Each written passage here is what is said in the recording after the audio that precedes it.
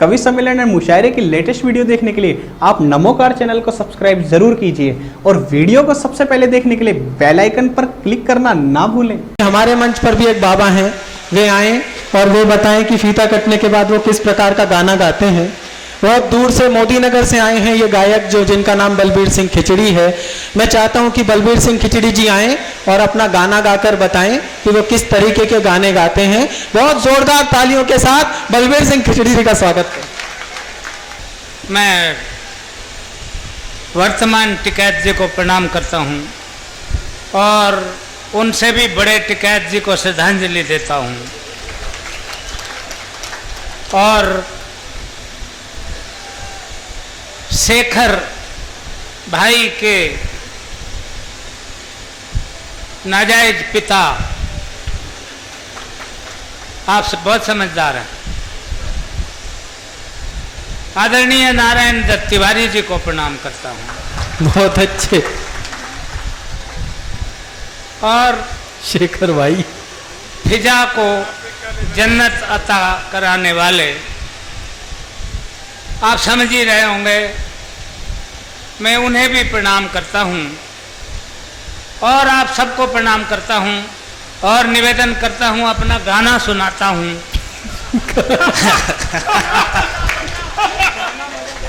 बहुत अच्छे। आशा आपको अच्छा लगेगा गाना। हाँ कि इलाय चिलोंग डालो गाना है इलाय चिलोंग डालो। भाई रहमत भाई को सलाम करता हूँ और 4 लाइन मैं इनको देता हूँ। रहमत भाई बैठे इधर और बहुत सारे रहमत भाई बैठे होंगे। बात समझने की है, जरा समझना, बस थोड़ा सा दिमाग का काम है। इतना सा बस फर्क है कि एक महिला रेल में जाना था, उसको स्टेशन गई, अभी स्टेशन पर चढ़ी थी कि रेल छूट गई। अब क्या करे, छूट गई तो छूट गई, रेल छूट गई और वो रेल में चढ़ने का प्रयास करने लगी और रेल में से यात्रियों ने कहना शुरू किया, अरे रहने दे रहने दे, अरे रहने दे, तेरे हाथ ना आया है, अरे रहने दे। स्टेशन दनकोर का था।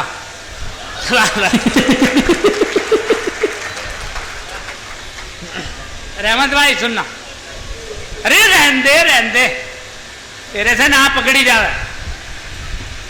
उसमें पता नहीं कैसे करंट आया क्योंकि वो दनकोर की थी।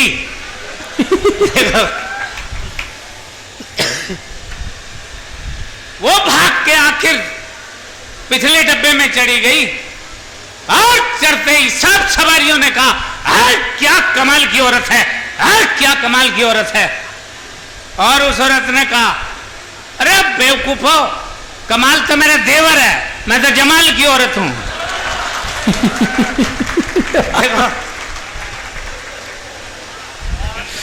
बहुत अच्छे खिचड़ी जी। देखो उसने, लोगों ने क्या कहा था, कमाल की औरत है, कमाल की औरत है। उसने क्या समझा, ये कहने सुनने और समझने का अंतर होता है, इसलिए मेरी बात को वैसा ही आप समझ पाएंगे। सुनना रहमत भाई, मैं जरा हटके बोलता हूँ, ये उम्र ही जरा सी हटके हो ही जाती है तो क्या करे। इस उम्र में आदमी हटके ही करता, जो भी करता ही कहाँ है, करता क्या, करना पड़ता है और करता भी नहीं है, हो जाता है। देखो सब हो ही रहा है, देखो आपको पता लग जाएगा कल क्या होने वाला। इसलिए ये इन्होंने हमें कहा ये बापू आसाराम है। अरे मैं बापू आसाराम हूं तो ये देखो उधर नारायण साईं बैठा है और वो उसके बाजू में राधे मां बैठी है। बजाओ, एक छोटी राधे मां है और उसके बाद आप देखिए जगत गुरु रामपाल और उसके बाद इच्छाधारी बाबा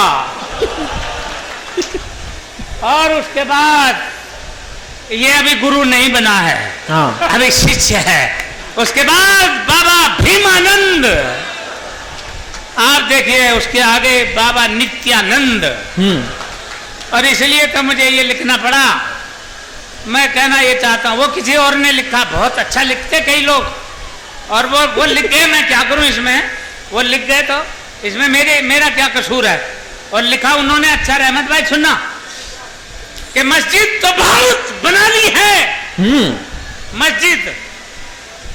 मस्जिद तो समझ में आ ही रहा होगा, मस्जिद तो बहुत बना ली है, पर हम ईमान गंवा बैठे।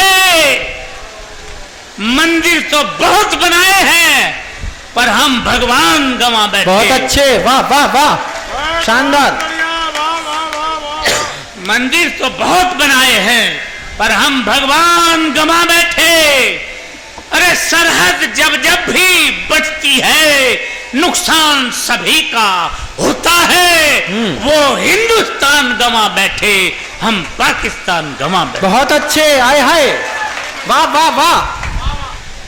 ये दिमाग का काम है। अच्छा, कई लोग कहते हैं वो देखो उसका चेचिस अलाउ नहीं कर रहा है, वो भी पाकिस्तान में झंडे गाड़ रहा। मैं तो ये कहता हूं, अगर पाकिस्तान अगर नहीं रहा, खुदा ना करे ऐसा, अगर नहीं रहा तो हम लड़ेंगे किससे? ये सवाल पैदा होगा। भाई बहुत अच्छे खिचड़ी जी। लेते के एक ही तो है जिससे हम थोड़ा बहुत लड़ लेते हैं, बाकी से लड़ने की तो अपनी भी हिम्मत नहीं है। तो देखो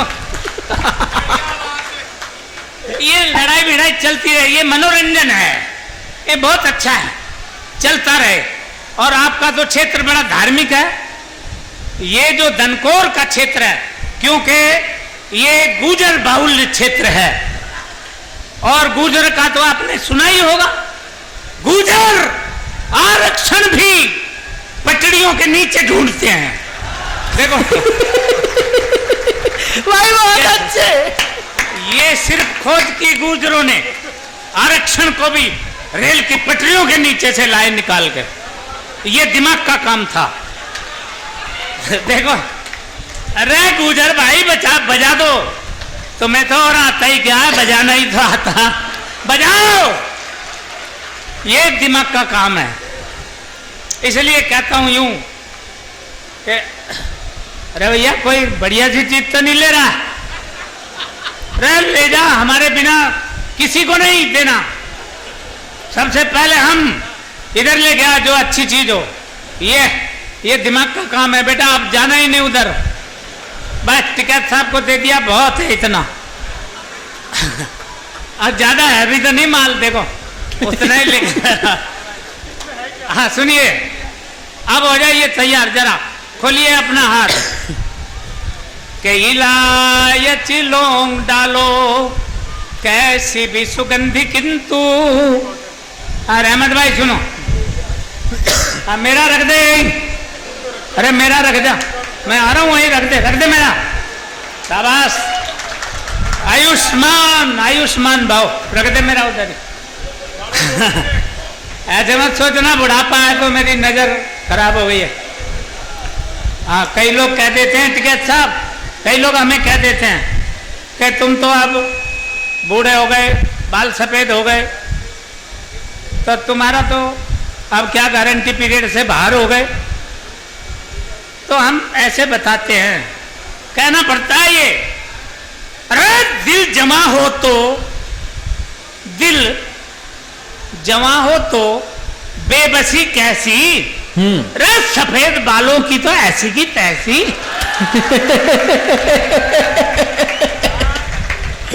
मैं ठीक कह रहा हूं, ये दिमाग का काम है।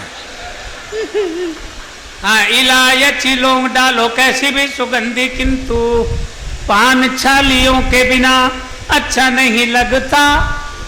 रहमत भाई कहाँ चले गए? अभी आ रहे हैं, वो बहुत जरूरी काम से गए हैं। हाँ इलायची लौंग डालो कैसी भी सुगंधी किंतु पान छालियों के बिना अच्छा नहीं लगता। खाने को तो पत्तल दो ना, प्लेट में भी खा लें, किंतु खाना थालियों के बिना अच्छा नहीं लगता। और घर सब सुख सुविधाओं से भरा पूरा हो, घर वालियों के बिना। बहुत अच्छे। घरवालियां। घरवालियों के बिना। ए महामंडलेश्वर शंभू भाई, घर वालियों से मतलब ज्यादा नहीं, ओनली वन सिंगल पीस। हाँ, घर सब सुख सुविधाओं से भरा पूरा हो, घर वालियों के बिना अच्छा नहीं लगता, और मौन हो भजन सुने किंतु कवि सम्मेलन, घोर तालियों के बिना अच्छा नहीं बहुत लगता। अच्छे।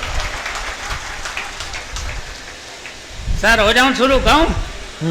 हाँ, आप भी सर ताली बजाना। देखो, ताली बजाने से आदमी का दिल मजबूत होता है। और टेक्निक बताते हैं, ये इन्होंने बताया मुझे, इन्होंने ही सिखाया ताली बजाने की टेक्निक। सुनना सर, के तालियां ऐसे बजाई जाती है, उसकी टेक्निक है कि महिलाएं जब तालियां बजाएं तो बायां हाथ आगे बढ़ाएं और इस बाएं हाथ में अपने उनकी फोटो देखें, उनकी, और इस हाथ को फिर देखो आप तालियां कैसे बजती है, अपने आप बजेगी। और जब भाई लोगों को ताली बजानी हो तो इसी हाथ में उनकी नहीं देखें, इसके लिए कलेजा चाहिए, नहीं बिचौलिया की तस्वीर देखें।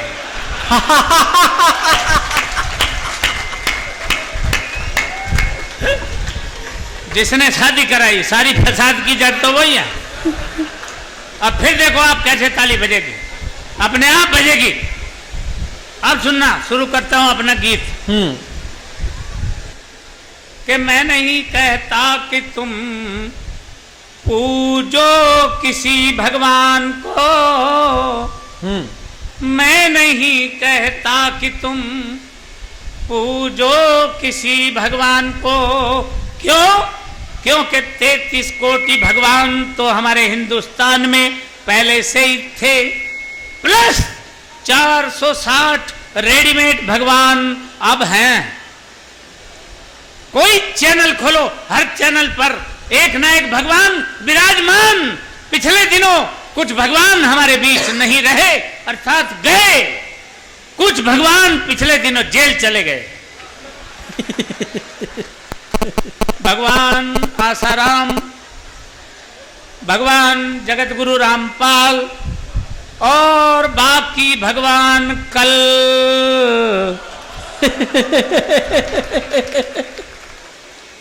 भी संभावना है। हम सबकी दुआएं हैं कि वो भी उस मोक्ष को प्राप्त करे। इसलिए ये कहना पड़ता है, सुनना सर, कि मैं नहीं कहता, कहती अब की बार आप मुझे हौसला देना। देखो, आपको मैंने बहुत तालियां बजाई हैं सामने बैठकर। आप जब भी माइक पर आए, सिसोली से लेके खतौली तक मैंने तालियां बजाई हैं। आज मौका लगाया है, आज पकड़ में आयो, आप पता चलेगा, बजा के दिखाओ।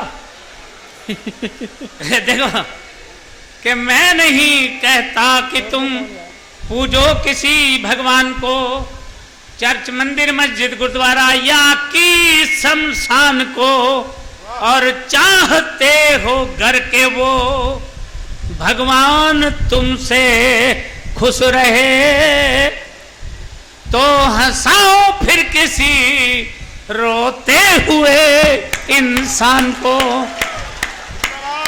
बहुत अच्छे।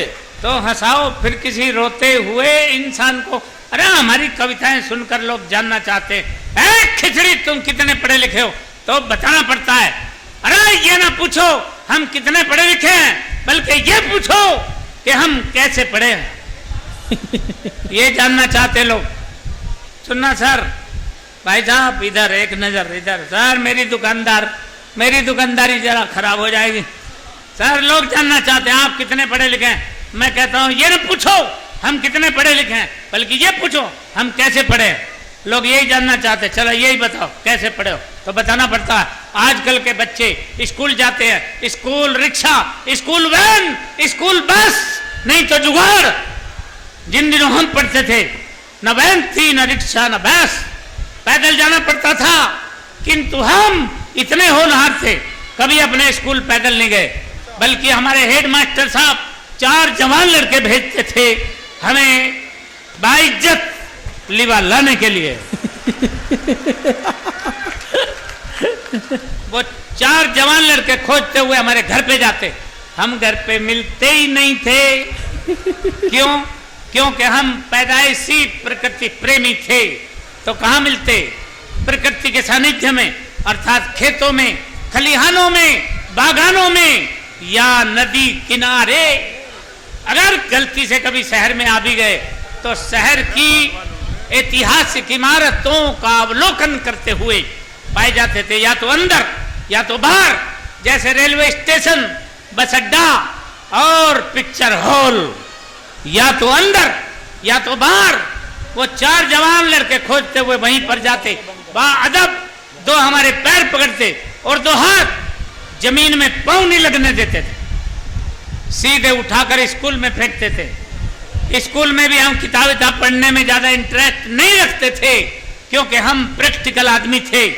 हम हमेशा योगा करते थे और हमारा एक ही योगा प्रिय आसन, एक ही आसन था, प्रिय आसन मुर्गासन।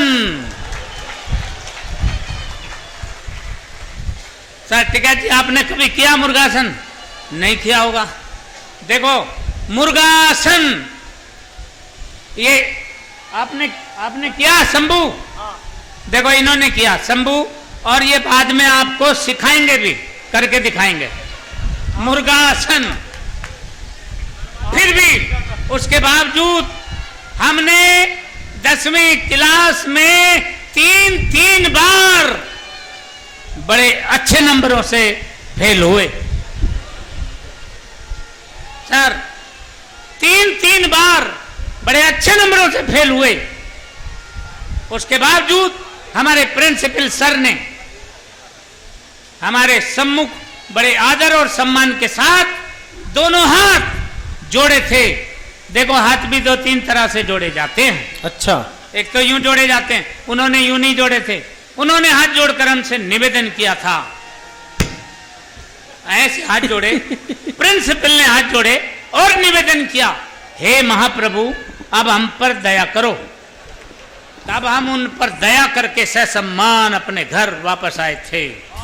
फिर भी कई लोग जानना चाहते आखिर नंबर कितने आते थे, तो बताना पड़ता है कि हमारा मामला हमेशा बराबरी पर छूटता था। कई लोग जानना चाहते हैं बराबरी वाला रिजल्ट कौन सा होता है, तो बताना पड़ता है जो प्रश्न परीक्षाओं में पूछे जाते थे वो हमारी समझ के पार होते थे, और जो उत्तर हम दिया करते थे वो उनकी समझ के बहुत अच्छे।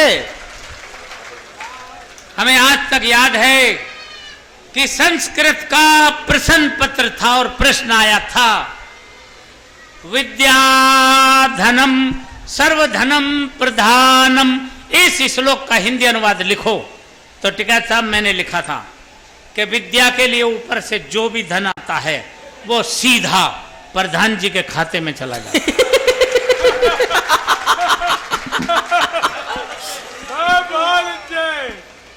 यह है दिमाग का काम। और टिकैत साहब सुनना, गणित का पेपर था और प्रश्न आया था, एक खेत को 3 आदमी 2 दिन में जोतते हैं, उसी खेत को 2 आदमी कितने दिन में जोतेंगे? मैंने लिखा था जब एक बार जुती गया तो उसे बार बार जोतने की जरूरत क्या है, अब उसे बोने का इंतजाम करो। इतिहास का पेपर था और प्रश्न आया था, कंस के जीवन चरित्र से हमें क्या शिक्षा मिलती है? कंस के जीवन चरित्र से हमें क्या शिक्षा मिलती है? मैंने बताया ये था दिमाग का काम कि कंस को जब आकाशवाणी हो गई थी कि तेरी ही बहन के 8वें गर्भ से जो संतान पैदा होगी वही तेरी मृत्यु का कारण बनेगी, तो कंस इतना मूर्ख था कि उसने अपनी बहन और बहनोई को एक कोठरी में रखा ही क्यों था? यह है दिमाग का काम। और सुनना भाई साहब, एक और दिमाग का सवाल आया था, प्रश्न आया था धृतराष्ट्र अंधे थे, धृतराष्ट्र अंधे थे, किंतु उनके 100 पुत्र थे। तो क्या साहब, ये पॉइंट नोट किया जाए मिलोड। धृतराष्ट्र अंधे थे, किंतु उनके 100 पुत्र थे। उन्हीं का भाई पांडु जो अंधा नहीं था, उसके केवल 5 थे। इसका कारण बताओ। मैंने बताया था, यह था दिमाग का काम। हाँ, देखो एक हाथ खाली नहीं रहे, ये दिमाग का काम है। मैंने ये लिखा दिमाग से। मैंने बताया था अंधे आदमी के 100 क्यों हुए। मैंने बताया था आंख वाले आदमी को और भी बहुत से काम करने होते हैं। बहुत अच्छे। खिचड़ी जी कमाल। ठीक लिखा महामंडलेश्वर। ये है दिमाग का काम, ये है दिमाग का काम। आंख वाले आदमी को और भी बहुत से काम होते हैं, इसलिए ये लिखना पड़ता। और पूछा गया था स्कूल किसे कहते हैं। मैंने बताया था स्कूल वो जगह है जहां हमें कूटा जाता है और हमारे बाप को लूटा जाता है। बहुत अच्छे, बजाओ, शानदार। फिर सवाल पूछा गया था, रहमत भाई सुनो, हॉस्पिटल किसे कहते हैं। हॉस्पिटल मैंने बताया था धरती से स्वर्ग जाते हुए जो बीच में टोल नाका पड़ता है उसे हम अस्पताल कहते हैं। जिंदाबाद।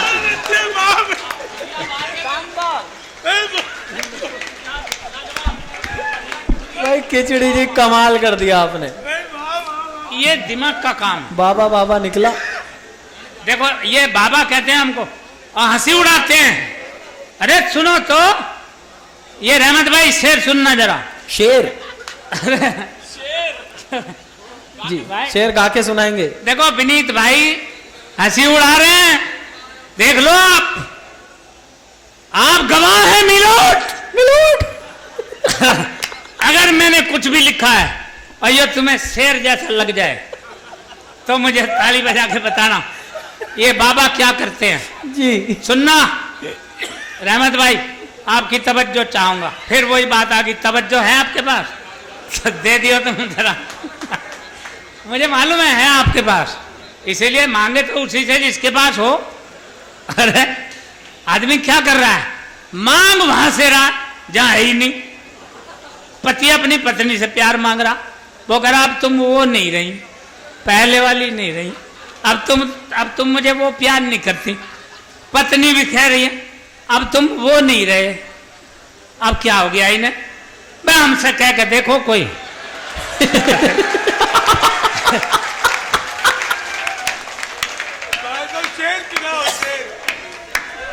हम तो वो के वो ही है, इसमें क्या बात है। देखो ये दिमाग का काम है। और पद्मनी बता है कि नहीं, बोल। ये दिमाग का काम है, बता दे। इसलिए निवेदन करता हूं जी। बाबा क्या करते हैं, ये दिमाग का काम है सर। एक गजल के 2-4 शेर कहना। गजल।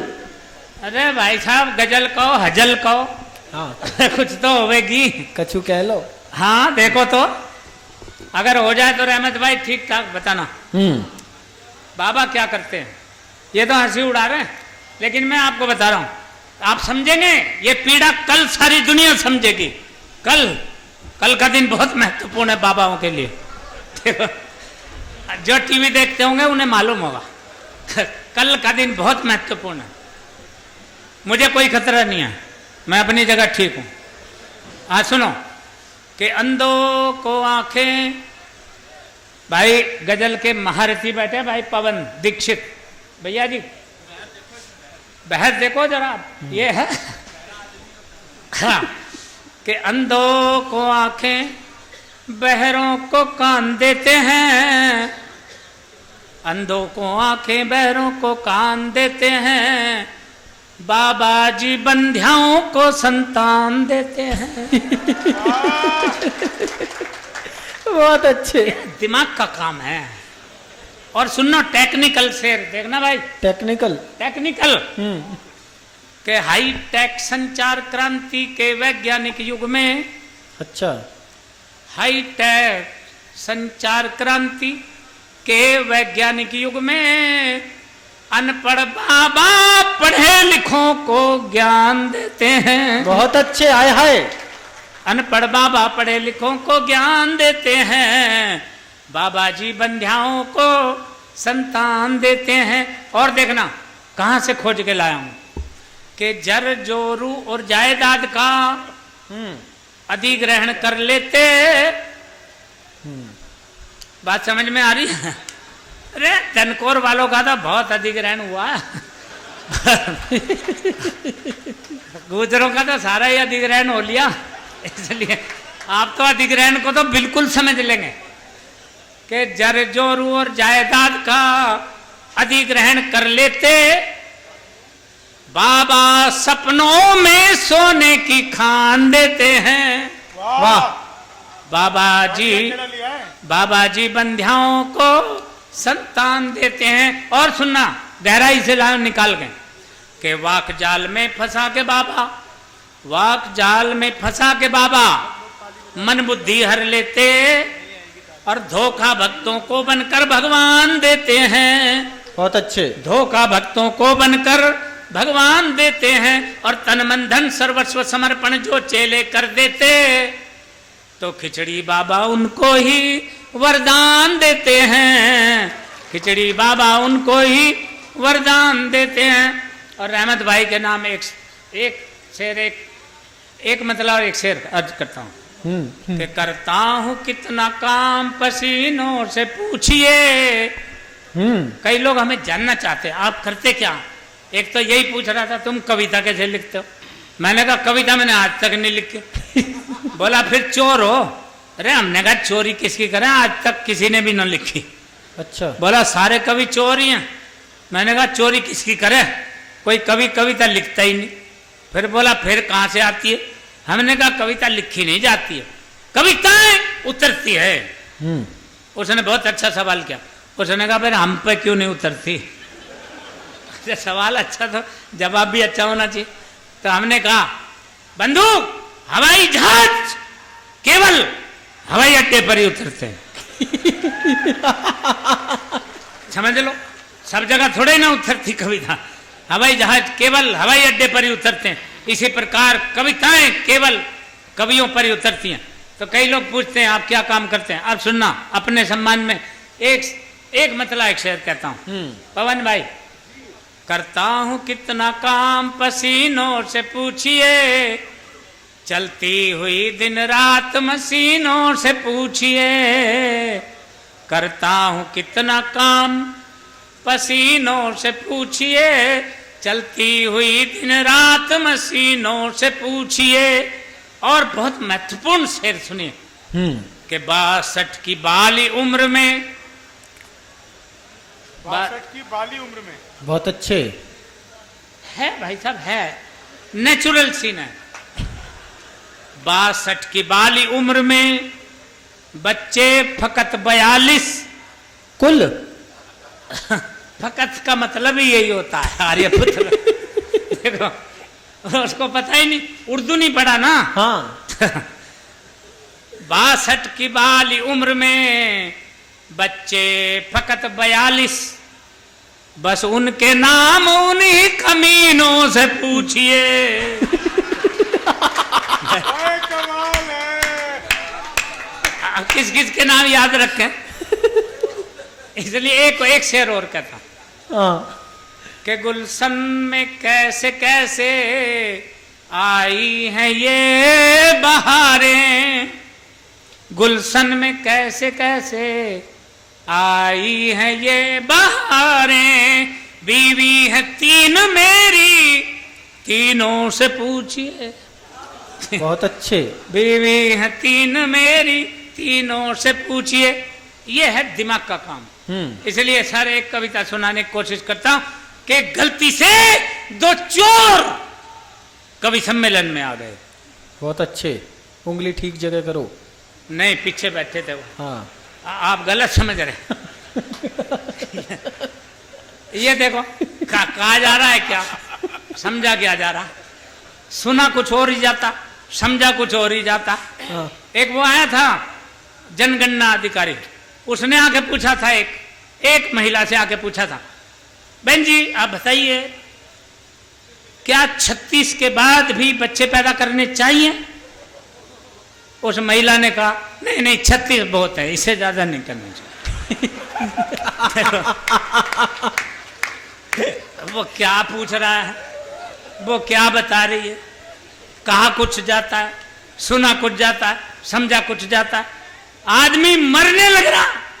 देखो आदमी मरने लग रहा, उसकी औरत ने कहा उसे कि देखो जी, वो औरत आदमी बैठे, मर्द भी दोनों बैठे हैं, आदमी मरने लग रहा है और अपनी औरत से कह रहा, देख पुष्पा, अरे वो यहां वाली दनकोर की पुष्पा नहीं थी। क्या क्या समझ रहे, देखो फिर गड़बड़ हो गई। वो कह रहा, देख पुष्पा, अब तो मैं जा ही रहा हूं, अब मैं दिल पर बोझ लेके नहीं जाना चाहता, इसलिए मैं साफ कर देना चाहता हूं मामला कि देखो तुम्हारे अलावा भी मैंने अभी तक 3 और आपकी बहनों के साथ संबंध रखे हैं, आप मुझे माफ कर देना। पत्नी ने कहा, इसमें माफी की बात ही नहीं है, तुम भी बीमारी से नहीं मर रहे हो, तुम्हें 6 महीने पहले जहर मैंने ही दिया था। हिसाब किताब बराबर। देखो समझा कुछ जाता है, इसलिए कहता हूं कि गलती से 2 चोर कवि सम्मेलन में आ गए और किसी ओज कवि के छंद, जैसे वो बैठे अर्जुन भाई छंद सुनाते हैं, ओज कवि के छंद उनके दिमागों पर छा गए और दोनों ने मिलकर सौगंध उठाई और ऐसी नियत बनाई कि आज से चोरी चकारी का धंधा बंद और करकट थाने का ठीक प्रबंध। आप समझ रहे हो, करके थाने का ठीक प्रबंध। अब तो दिन में ही डांके डालेंगे, बहुत अच्छे, 2-4 पकड़ करके उठा लेंगे, सीधे नेताओं से संपर्क बनाएंगे, सीधे टिकैत साहब आपके लिए नहीं कह रहा हूं मैं, उनसे कह रहा हूं मैं, वो नेता सीधे नेताओं से संपर्क बनाएंगे, तभी तो आधुनिक हथियार पाएंगे। बहुत अच्छे। लगभग हर कवि ने यही बतलाया है कि हर बड़ा डाकू किसी नेता का ही साया है, बहुत अच्छे। हर बड़ा डाकू किसी नेता का ही साया है, और डाकू ही खुद नेता और नेता का चचा है। डाकू के सिवाय इस देश में कौन बचा है? बहुत अच्छे, वाह, बढ़िया बात। कसम गरीबी की, बस धंधा यही जचा है। आधी से ज्यादा होने वाली है रात, आज ही से करते इस शुभ कार्य की शुरुआत। उधर कवि सम्मेलन का समापन समय आया, आयोजकों ने एक एक लिफाफा कवियों के हाथ में थमाया, मैंने वाया शॉर्टकट घर की तरफ कदम बढ़ाया, पीछे से 2 श्रोताओं को आते हुए पाया, उनमें से एक कड़क आवाज में गुर्राया, दूजा दौड़कर मेरे पास आया और कान पर तमंचा सटाया और बोला, खिचड़ी के बच्चे, खिचड़ी के बच्चे वो लिफाफा निकाल, वरना बना दूंगा होलट सा हाल। लगभग छीनते हुए लिफाफे को फाड़ा और नोट गिनते ही मुझको लताड़ा। कविता करते हो या भाड़ झोंकते हो? ठीक। 25 रुपए में सारी सारी रात भोगते हो।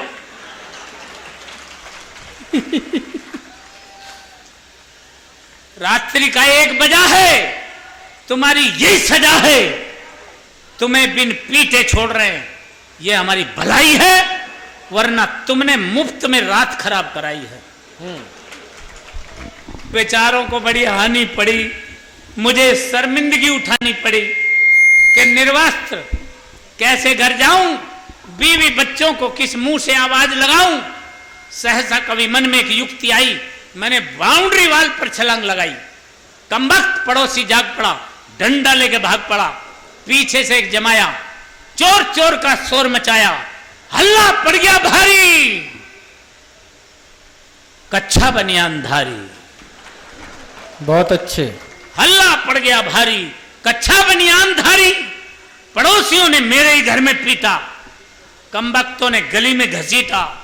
अंधेरे में अंधेर हो गया, गली का हर गीदड़ शेर हो गया, अपनों में ही अन्य हो गया। आज कभी हृदय धन्य हो गया, आज कभी हृदय धन्य हो गया।